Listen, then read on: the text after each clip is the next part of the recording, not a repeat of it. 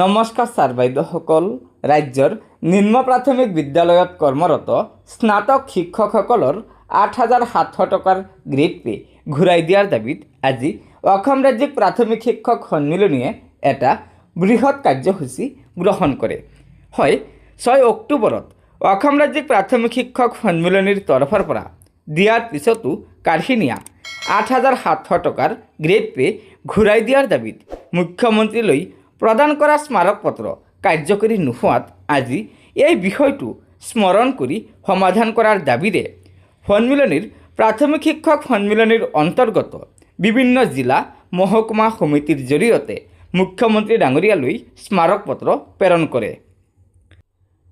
আজি এই স্মাৰকপত্ৰ যোগে মুখ্যমন্ত্ৰীৰ প্ৰত্যক্ষ হস্তক্ষেপ দাবী কৰিছে সন্মিলনীয়ে।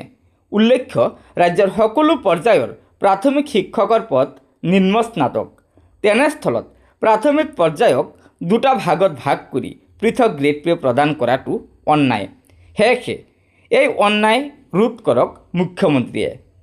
NCERTৰ নিৰ্দেশনা অনুসৰি শিক্ষক নিযুক্তিকালত উচ্চ প্ৰাথমিকৰ বাবে স্নাতক আৰু নিম্ন প্ৰাথমিকৰ বাবে উচ্চতৰ মাধ্যমিক 50% বা স্নাতক প্ৰাৰ্থীক শিক্ষক ৰূপে 2012 চনৰে পৰা নিযুক্তি দি আহিছে।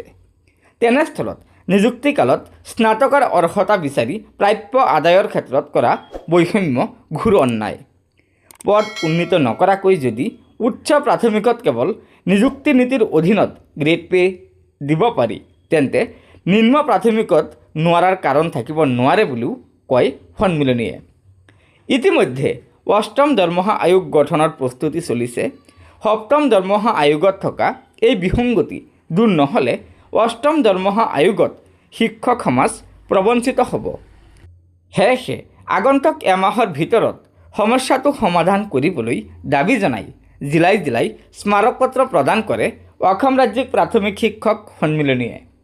গতিকে ছাৰ বাইদেউসকল, এয়া নিশ্চয় ৰাজ্যৰ নিম্ন প্ৰাথমিক বিদ্যালয়ত কৰ্মৰত স্নাতক শিক্ষকসকলৰ গ্ৰেড পে সন্দৰ্ভত এটা অত্যন্ত গুৰুত্বপূৰ্ণ খবৰ।